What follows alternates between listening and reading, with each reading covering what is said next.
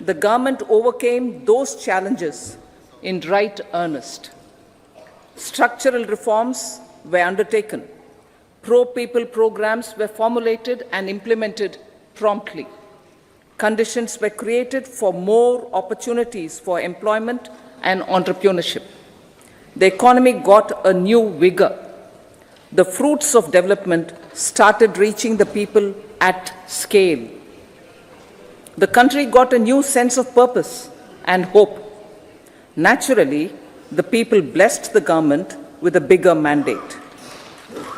In the second term, our government, under the leadership of Honorable Prime Minister, doubled down on its responsibilities to build a prosperous country with comprehensive development of all people and all regions.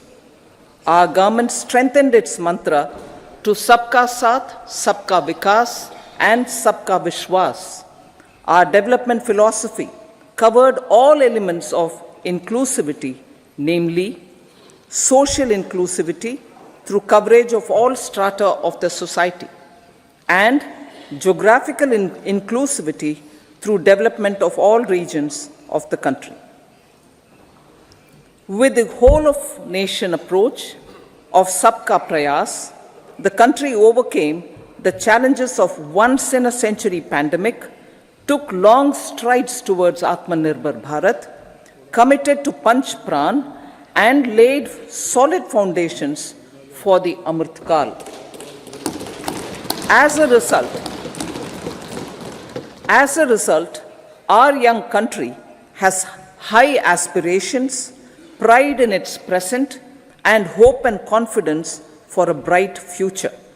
We expect that our government, based on its stupendous work, will be blessed again by the people with a resounding mandate. Inclusive development and growth.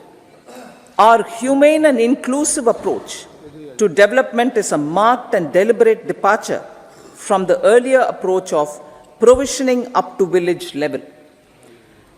Development programs were thus provisioned. In the last 10 years, however, have targeted each and every household and individual through housing for all, Har Ghar Jal, electricity for all, cooking gas for all, bank accounts and financial services for all in record time. The worries about food have been eliminated through free ration for 80 crore people. Minimum support prices for the produce of Annadata are periodically increased appropriately. These and the provision of basic necessities have enhanced real income in the rural areas. Their economic needs could be addressed, thus spurring growth and generating jobs. Social justice. Our government is working with an approach to development that is all-round, all-pervasive, and all-inclusive. Sarvangin, Sarvasparshi, or Sarvasamaveshi. It covers all castes and people at all levels. We are working to make India a Vikasit Bharat by 2047. For achieving that goal, we need to improve people's capability and empower them. Previously, social justice was mostly a political slogan. For our government, social justice is an effective and necessary governance model. The saturation approach of covering all eligible people is the true and comprehensive achievement of social justice. This is secularism in action, reduces corruption, and prevents nepotism, prevents by Bhatijawad. There is transparency and assurance that benefits are delivered to all eligible people. The resources are distributed fairly. All, regardless of their social standing, get access to opportunities. We are addressing systemic inequalities that had plagued our society. We focus on outcomes and not on outlays so that the social economic transformation is achieved. As our Prime Minister firmly believes, we need to focus on 4 major castes. They are Garib, Mahilaye, Yuva and Annadata.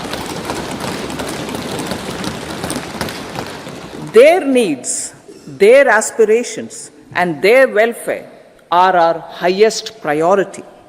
The country progresses when they progress. All 4 require and receive government support in their quest to better their lives.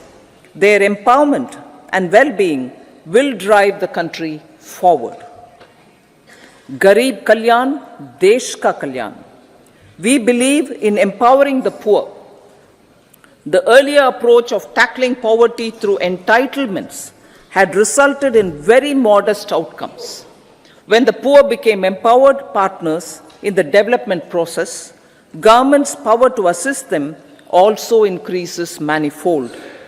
With the pursuit of Sabka Saath, in these 10 years, the government has assisted 25 crore people to get freedom from multi-dimensional poverty.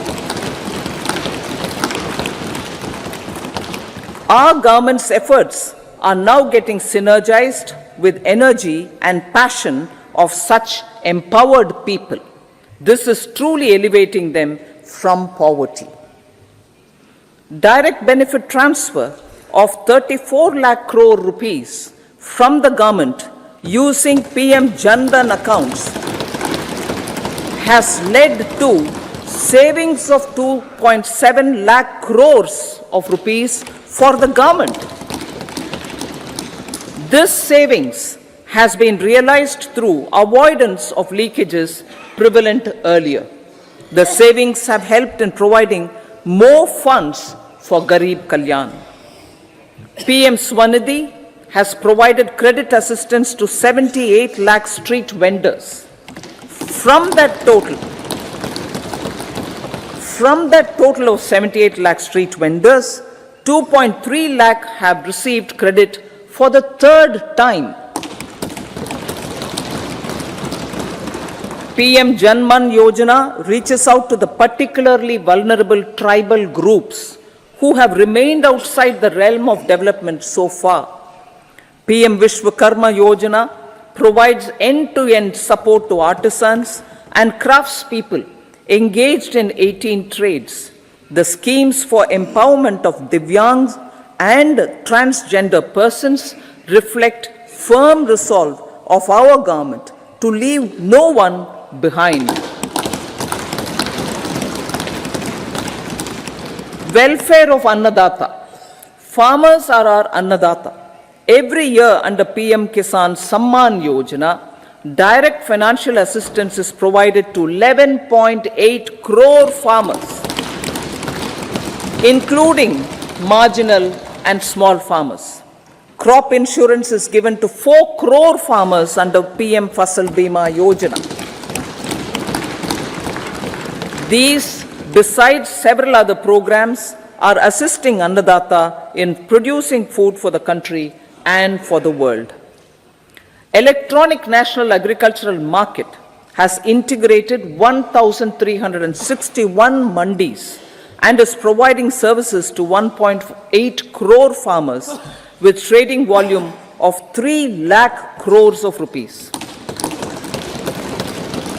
The sector is poised for inclusive, balanced, higher growth and productivity. These are facilitated from farmer-centric policies, income support, coverage of risks through price and insurance support, promotion of technologies and innovations through startups. Empowering the Amrit PD, the Yuva. Our prosperity depends on adequately equipping and empowering the youth. The National Education Policy 2020 is ushering the transformational reforms. PM Schools for Rising India, PM Shri, are delivering quality teaching and nurturing holistic and well-rounded individuals. The Skill India mission has trained 1.4 crore youth, upskilled and reskilled 54 lakh youth, and established 3,000 new ITIs. A large number of institutions of higher learning, namely 7 IITs, 16 triple ITs, 7 IIMs, 15 AIMS, and 390 universities have been set up. PM Mudra Yojana has sanctioned 43 crore loans aggregating to 22.5 lakh crores of rupees for entrepreneurial aspirations of our youth. Besides that, Fund of Funds, Startup India, and Startup Credit Guarantee schemes are assisting our youth. They are also becoming Rozgar Data. The country is proud of our youth scaling new heights in sports. The highest ever medal tally in Asian Games and Asian Para Games in 2023 reflects a high confidence level.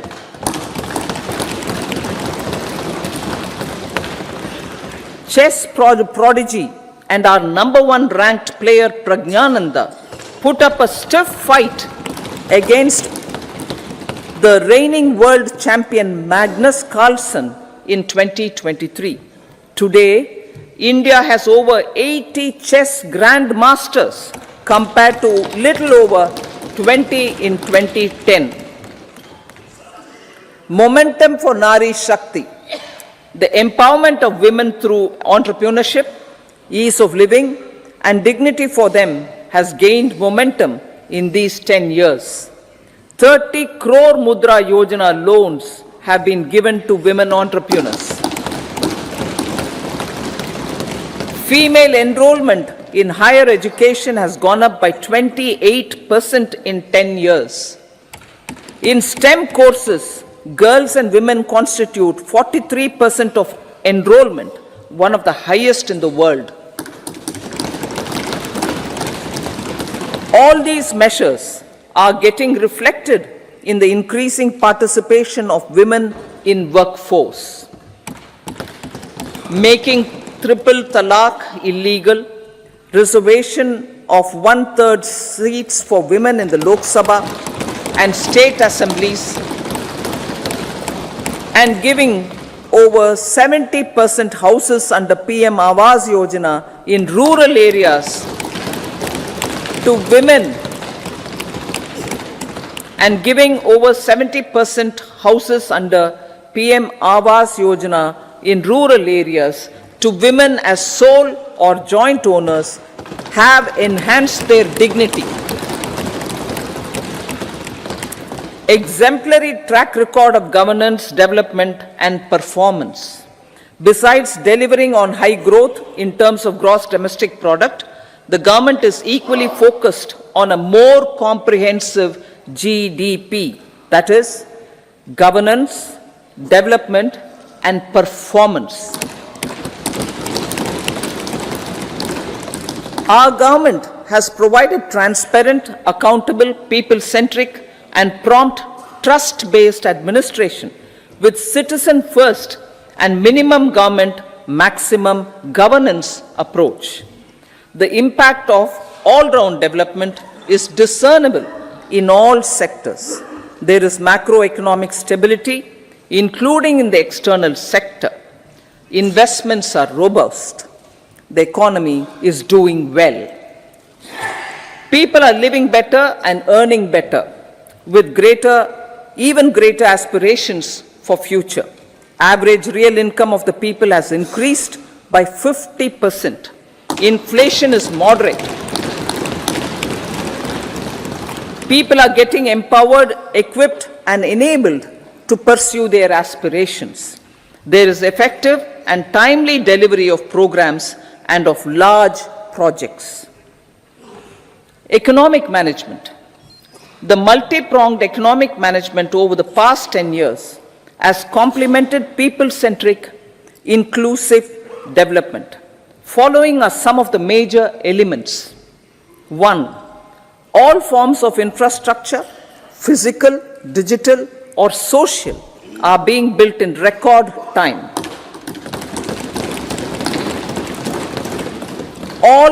Number 2, all parts of the country are becoming active participants in economic growth. Number 3, digital public infrastructure, a new factor of production as if in the 21st century, is instrumental in formalization of the economy. Number 4, goods and services tax has enabled one nation, one market, one tax. Tax reforms have led to deepening and widening of tax base. Number 5, strengthening of the financial sector has helped in making savings, credit, and investments more efficient. Number 6, GIFT, IFSC, and the Unified Regulatory Authority, IFSCA, are creating a robust gateway for global capital and financial services for the economy. Number 7, proactive inflation management has helped keep inflation within the policy band. Now, the global context, Honorable Speaker, sir. Geopolitically, global affairs are becoming more complex and challenging with wars and conflicts. Globalization is being redefined with reshoring and friendshoring, disruption and fragmentation of supply chains, and competition for critical minerals and technologies. A new world order is emerging after the COVID pandemic. India assumed the G20 presidency during very difficult times for the world. The global economy was going through high inflation, high interest rates, low growth, very high public debt, low trade growth, and climate changes. The pandemic has led to a crisis of food, fertilizer, fuel, and finances for the world, while India successfully navigated its way. The country showed the way forward and built consensus on solutions for those global problems. The recently announced India-Middle East-Europe economic corridor is a strategic and economic game changer for India and others. In the words of Honorable Prime Minister, the corridor, and I quote, will become the basis of world trade for hundreds of years to come, and history will remember that this corridor was initiated on Indian soil, unquote. Vision for Vikasit Bharat. Our vision for Vikasit Bharat is that of prosperous Bharat in harmony with nature, with modern infrastructure, and providing opportunities for all citizens and all regions to reach their potential. With confidence arising from strong and exemplary track record of performance and progress, earning Sabka Vishwas, the next 5 years will be years of unprecedented development and golden moments to realize the dream of developed India by 2047. The trinity of demography, democracy, and diversity, backed by Sabka Prayas, has the potential to fulfill aspirations of every Indian. As Honorable Prime Minister in his Independence Day address to the nation mentioned, I quote, there is no dearth of opportunities, as many opportunities as we want. The country is capable of creating more opportunities. Sky is the limit, unquote. Strategy for Amrit Kal. Our government will adopt economic policies that foster and sustain growth, facilitate inclusive and sustainable development, improve productivity, create opportunities for all, help them enhance their capabilities, and contribute to generation of resources to power investments and fulfill aspirations. Guided by the principle, reform, perform, and transform, the government will take up next generation reforms and build consensus with the states and stakeholders for effective implementation. It is an important policy priority for our government to ensure timely and adequate finances, relevant technologies, and appropriate training for the micro, small, and medium enterprises, MSMEs, to grow and also compete globally. Orienting the regulatory environment to facilitate their growth will be an important element of this policy mix. Aligning with the Panchamrit goals, our government will facilitate sustaining high and more resource-efficient economic growth. This will work towards energy security in terms of availability, accessibility, and affordability. For meeting the investment needs, our government will prepare the financial sector in terms of size, capacity, skills, and regulatory framework. Aspirational Districts Program. Our government stands ready to assist the states in faster development of aspirational districts and blocks, including generation of ample economic opportunities. Development of the East. Our government will pay utmost attention to make the eastern region and its people a powerful driver of India's growth.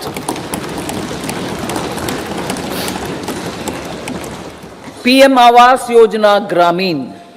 Despite the challenges due to COVID, implementation of PM Awas Yojana Gramin continued, and we are close to achieving the target of 3 crore houses.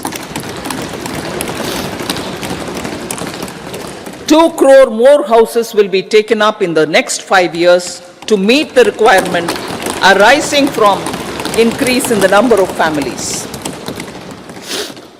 Rooftop solarization and Muft Bijli.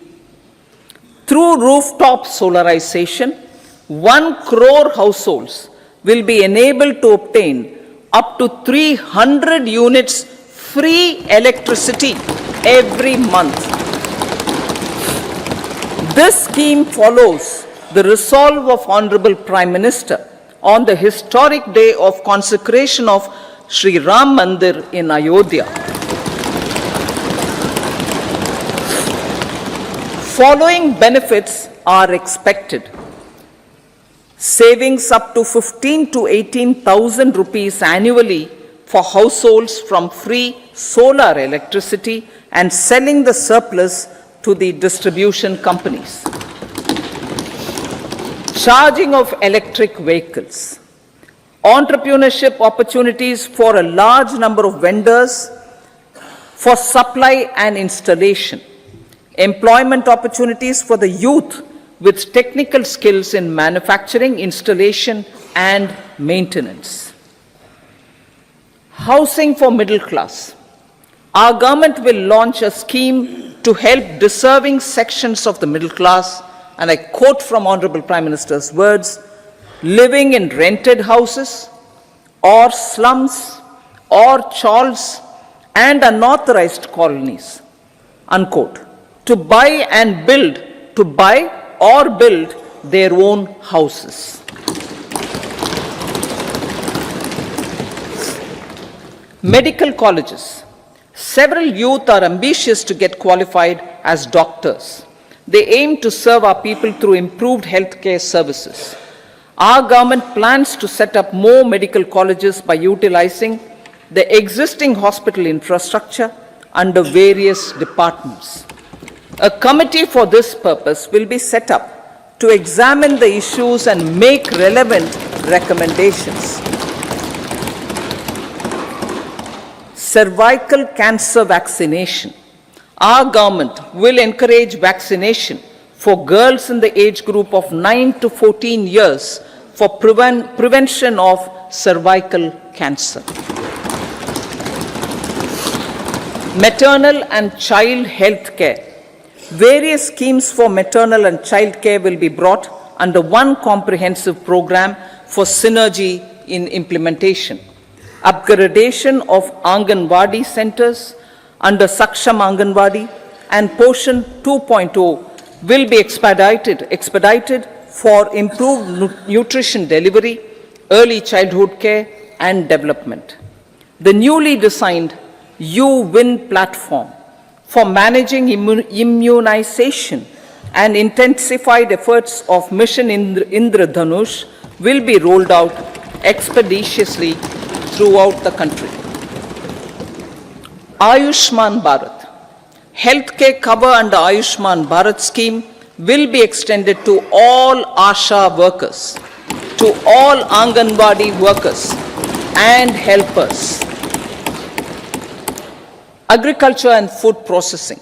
The efforts of value addition in agriculture sector and boosting farmers' incomes will be stepped up. Pradhan Mantri Kisan Sampada Yojana has benefited 38 lakh farmers and generated 10 lakh employment.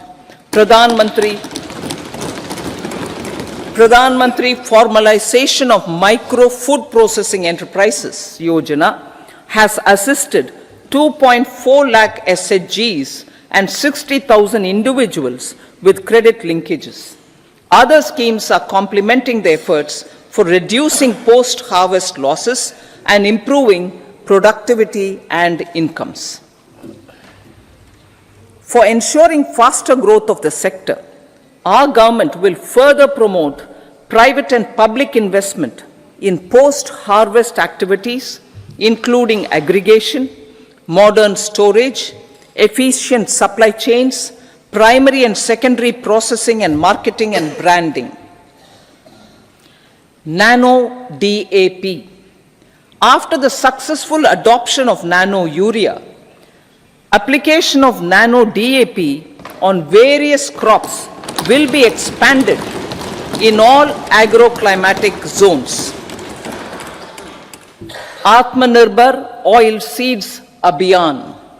Building on the initiative announced in 2022, a strategy will be formulated to achieve Atmanirbharta for oil seeds such as mustard, groundnut, sesame, soya bean and sunflower.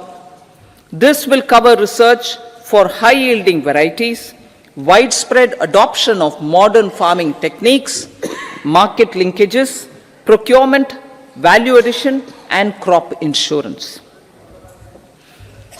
Dairy development. A comprehensive program for supporting dairy farmers will be formulated. Efforts are already on to control foot and mouth disease. India is the world's largest milk producer with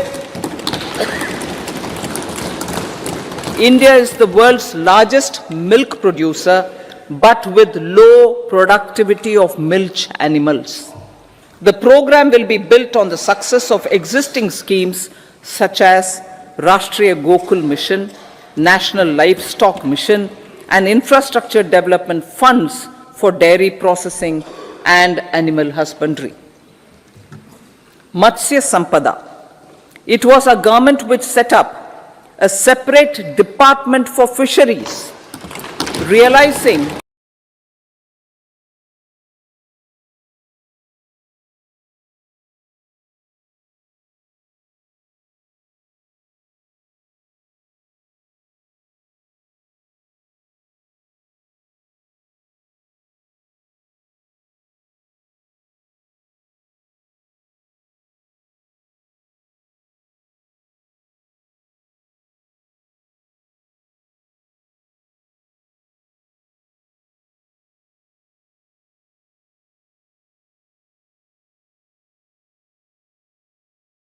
Now your favorite app is bigger and better.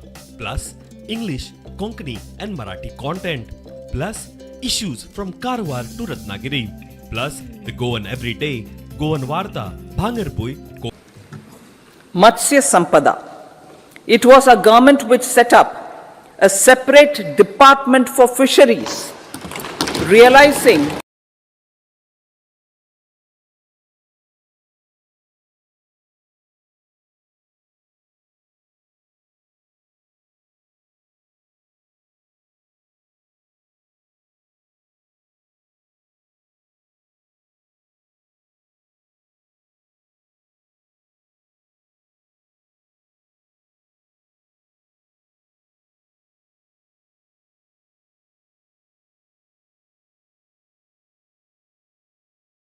Now your favorite app is bigger and better.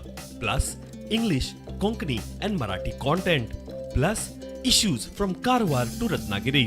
Plus the Goan Everyday, Goan Varta, Bhangarpui, Konkan Saath, Goan Varta Live and Konkan Saath Live all on single app. All this and much more. Prudent Plus app. Download now. Now your favorite app is bigger and better. Plus English, Konkani and Marathi content. Plus issues from Karwar to Ratnagiri. Plus the Goan Everyday, Goan Varta, Bhangarpui, Konkan Saath, Goan Varta Live and Konkan Saath Live all on single app. All this and much more. Prudent Plus app. Download now. Now your favorite app is bigger and better. Plus English, Konkani and Marathi content. Plus issues from Karwar to Ratnagiri. Plus the Goan Everyday, Goan Varta, Bhangarpui, Konkan Saath, Goan Varta Live and Konkan Saath Live all on single app. All this and much more. Prudent Plus app. Download now. Now your favorite app is bigger and better. Plus English, Konkani and Marathi content. Plus issues from Karwar to Ratnagiri. Plus the Goan Everyday, Goan Varta, Bhangarpui, Konkan Saath, Goan Varta Live and Konkan Saath Live all on single app. All this and much more. Prudent Plus app. Download now. Now your favorite app is bigger and better. Plus English, Konkani and Marathi content. Plus issues from Karwar to Ratnagiri. Plus the Goan Everyday, Goan Varta, Bhangarpui, Konkan Saath, Goan Varta Live and Konkan Saath Live all on single app. All this and much more. Prudent Plus app. Download now. Now your favorite app is bigger and better. Plus English, Konkani and Marathi content. Plus issues from Karwar to Ratnagiri. Plus the Goan Everyday, Goan Varta, Bhangarpui, Konkan Saath, Goan Varta Live and Konkan Saath Live all on single app. All this and much more. Prudent Plus app. Download now. Now your favorite app is bigger and better. Plus English, Konkani and Marathi content. Plus issues from Karwar to Ratnagiri. Plus the Goan Everyday, Goan Varta, Bhangarpui, Konkan Saath, Goan Varta Live and Konkan Saath Live all on single app. All this and much more. Prudent Plus app. Download now. Now your favorite app is bigger and better. Plus English, Konkani and Marathi content. Plus issues from Karwar to Ratnagiri.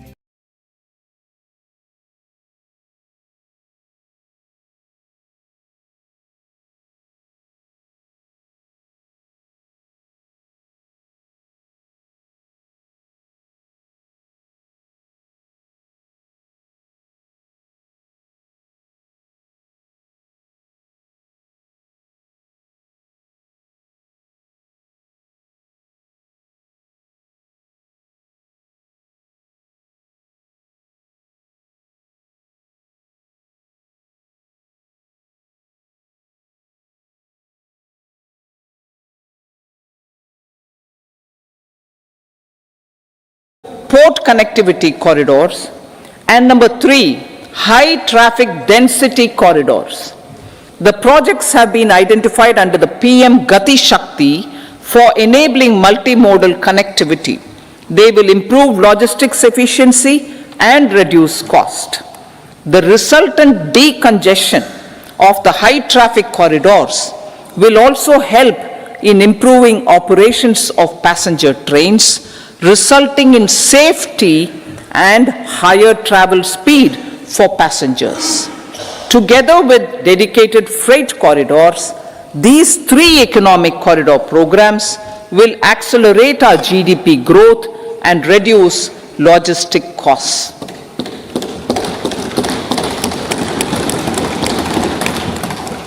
40,000 normal rail bogies will be converted to Vande Bharat standards to enhance safety, convenience, and comfort of passengers. Aviation sector. The aviation sector has been galvanized in the past 10 years. Number of airports have doubled to 149. Rollout of air connectivity to Tier 2 and Tier 3 cities under UDAN scheme has been widespread. 517 new routes are carrying 1.3 crore passengers. Indian carriers have proactively placed orders for over 1,000 new aircrafts. Expansion of existing airports and development of new airports will continue expeditiously. Metro and Namo Bharat. We have a fast expanding middle class and rapid urbanization is taking place. Metro rail and Namo Bharat can be the catalyst for the required urban transformation. Expansion of these systems will be supported in large cities focusing on transit-oriented development. Green energy. Towards meeting our commitment for net zero by 2070, the following measures will be taken. Viability gap funding will be provided for harnessing offshore wind energy potential for initial capacity of 1 gigawatt. Coal gasification and liquefaction capacity of 100 metric tons will be set up by 2030. This will also help in reducing imports of natural gas, methanol, and ammonia. Phased mandatory blending of compressed biogas in compressed natural gas for transport and piped natural gas for domestic purposes will be mandated. Financial assistance will be provided for procurement of biomass aggregation machinery to support collection. Electric vehicle ecosystem. Our government will expand this and strengthen the e-vehicle ecosystem by supporting manufacturing and charging infrastructure. Greater adoption of e-buses for public transport networks will be encouraged through payment security mechanism. Biomanufacturing and biofoundry. For promoting green growth, a new scheme of biomanufacturing and biofoundry will be launched. This will provide environment-friendly alternatives such as biodegradable polymers, bioplastics, biopharmaceuticals, and bioagri inputs. This scheme will also help in transforming today's consumptive manufacturing paradigm to the one based on regenerative principles. Blue Economy 2.0. For promoting climate resilient activities for Blue Economy 2.0, a scheme for restoration and adaptation measures and coastal aquaculture and mariculture with integrated and multi-sectoral approach will be launched. Comprehensive development of tourist centers. The success of organizing G20 meetings in 60 places presented diversity of India to global audience. Our economic strength has made the country an attractive destination for business and conference tourism. Our middle class also now aspires to travel and explore. Tourism, including spiritual tourism, has tremendous opportunities for local entrepreneurship. States will be encouraged to take up comprehensive development of iconic tourist centers, branding and marketing them at global scale. A framework for rating of the centers based on quality of facilities and services will be established.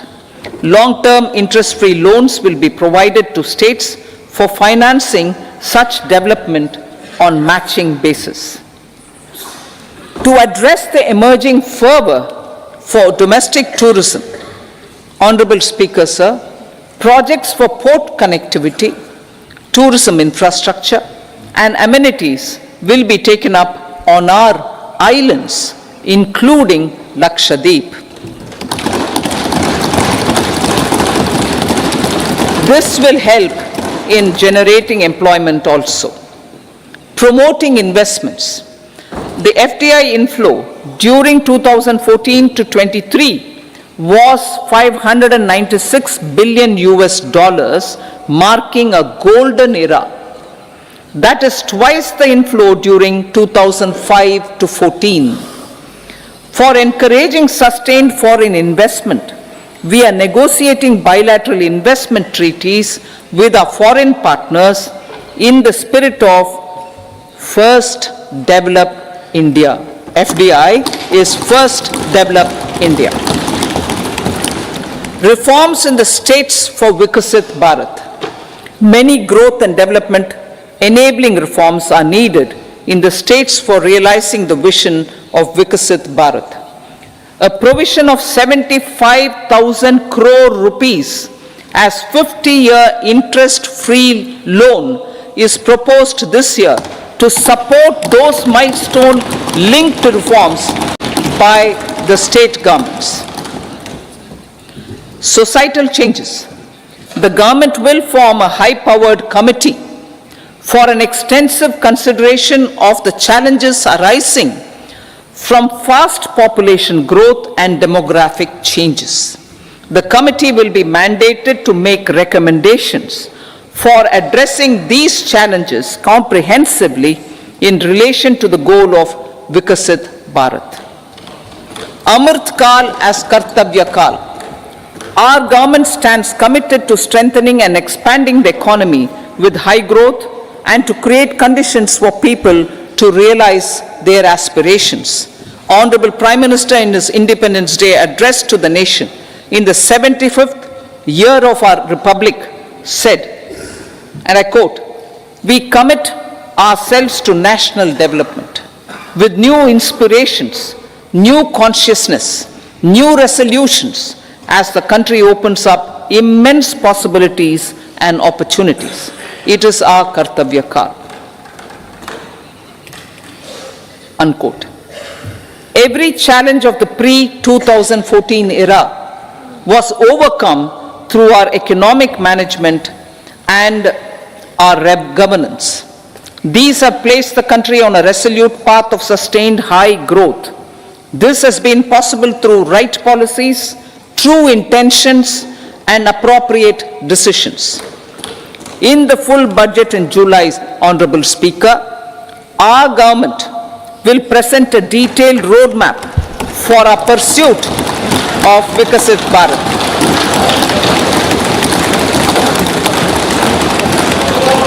Revised estimates. Revised estimates of 2023-24. The revised estimate of the total receipts other than borrowings is 27.56 lakh crores of rupees, of which the tax receipts are 23.24 lakh crore rupees. The revised estimate of total expenditure is 44.90 lakh crore rupees. The revenue receipts at 30.03 lakh crore rupees are expected to be higher than the budget estimate, reflecting strong growth momentum and formalization in the economy. The revised estimate of the fiscal deficit is 5.8% of GDP, improving on the budget estimate notwithstanding moderation in the nominal growth estimates. Budget estimates for 2024-25. Coming to the year 2024-25, the total receipts other than borrowings and total expenditure are estimated at 30.80 and 47.66 lakh crore rupees respectively. The tax receipts are estimated at 26.02 lakh crore rupees. The scheme of 50-year interest-free loan for capital expenditure to states will be continued this year with an outlay of 1.3 lakh crore rupees. We continue on the path of fiscal consolidation as announced in my budget speech of 2021-22 to reduce fiscal deficit below 4.5% by 25-26. The fiscal deficit in 2024-25 is estimated to be 5.1% of GDP, adhering to that path. So the gross and net market borrowings through dated securities during 24-25 are estimated at 14.13 lakh crore rupees and 11.75 lakh crore respectively. Both will be less than that in 23-24. Now that the private investments are happening at scale, the lower borrowings by the central government will facilitate larger availability of credit for the private sector. Vote on account. I'll be seeking vote on account approval of the Parliament through the appropriation bill for a part of the financial year 2024-25. I will now move to part B. Honorable Speaker, sir, over the last 10 years, the direct tax collections have more than trebled and the return filers swelled 2.4 times. I would like to assure the taxpayers that their contributions have been used wisely for the development of the country and welfare of its people. I appreciate the taxpayers for their continued support. The government has reduced and rationalized tax rates. Under the new tax scheme, there is now no tax liability for taxpayers with income up to 7 lakh rupees, up from 2.2 lakh rupees in the financial year 2013-14. The threshold for presumptive taxation for retail businesses was increased from 2 crores to 3 crores. Similarly, the threshold for professionals eligible for presumptive taxation was increased from 50 lakh rupees to 75 lakh rupees. Also, corporate tax rate was decreased from 30% to 22% for existing domestic companies and to 15% for certain new manufacturing companies. Honorable Speaker, sir, in the last 5 years, our focus has been to improve taxpayer services. The age-old jurisdiction-based assessment system was transformed with the introduction of faceless assessment and appeal, thereby imparting greater efficiency, transparency, and accountability. Introduction of updated income tax returns, a new Form 26AS, and pre-filling of tax returns have made filing of tax returns simpler and easier. Average processing time of returns has been reduced from 93 days in the year 2013-14 to a mere 10 days this year, thereby making refunds faster. Indirect taxation. By unifying the highly fragmented indirect tax regime in India, the GST has reduced the compliance burden on trade and industry. The industry has acknowledged the benefits of GST.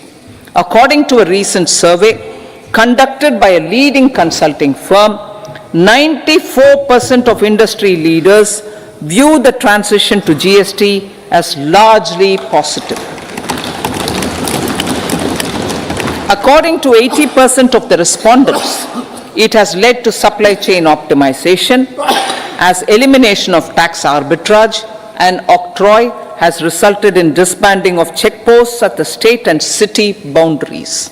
At the same time, tax base of GST more than doubled, and the average monthly gross GST collection has almost doubled to 1.66 lakh crores this year.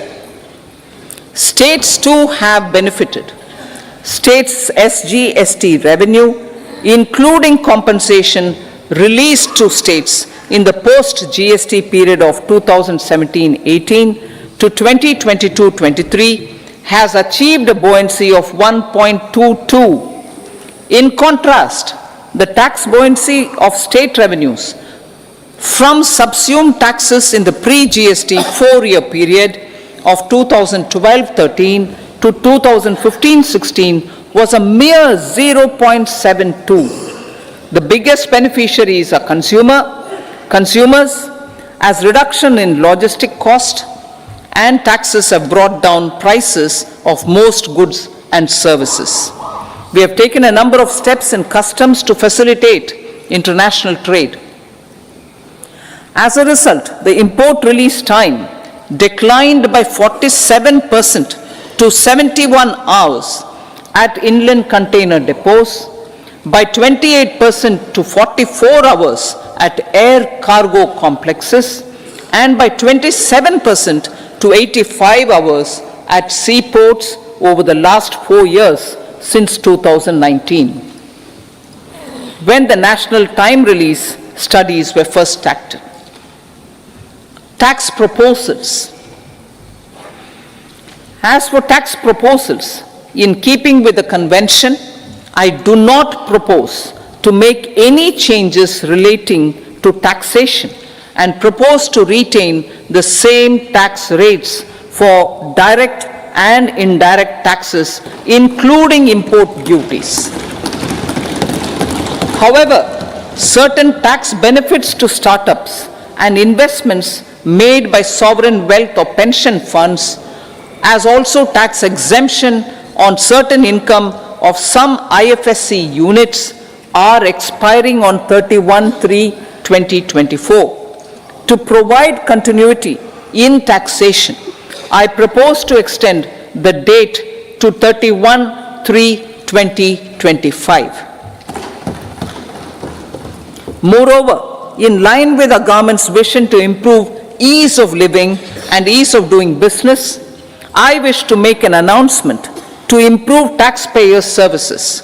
There are a large number of petty, non-verified, non-reconciled or disputed direct tax demands, many of them dating as far back as 1962, which continue to remain on the books, causing anxiety to honest taxpayers and hindering refunds of subsequent years. Honorable Speaker, sir, I propose to withdraw such outstanding direct tax demands up to 25,000 rupees pertaining to the period up to financial year 2009-10 and up to 10,000 rupees for financial years 2010-11 to 2014-15. This is expected to benefit about 1 crore taxpayers. 1 crore taxpayers would benefit out of this. Economy then and now. In 2014, when our government assumed the reins, the responsibility to mend the economy step by step and to put the governance systems in order was enormous. The need of the hour was to give hope to the people, to attract investments, and to build support for the much needed reforms. The government did that successfully, following a strong belief of nation first. The crisis of those years has been overcome, and the economy has been put firmly on a high sustainable growth path with all-round development. It is now appropriate to look at where we were then. I repeat, it is now appropriate to look at where we were then till 2014 and where we are now, only for the purpose of drawing lessons from the mismanagement of those years. The government will lay a white paper on table of the House.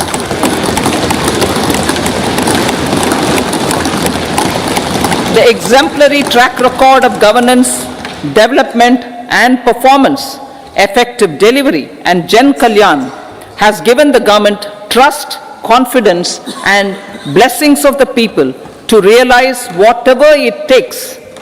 The goal of Vikasit Bharat, with good intentions, true dedication and hard work in the coming years and decades.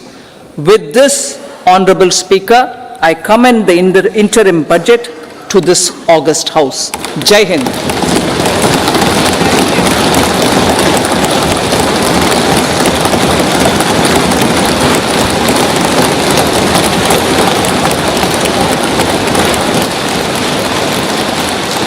Item number 2 Shrimati Nirmala Sitharaman ji.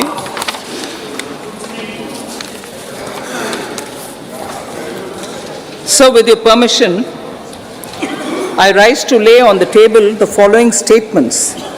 Under Section 3(1) of the Fiscal Responsibility and Budget Management Act 2003, medium-term fiscal policy cum fiscal policy strategy statement and macroeconomic framework statement. Item number 3 Shrimati Nirmala Sitharaman ji. Sir, with your permission, I rise to move for leave to introduce the Finance Bill 2024.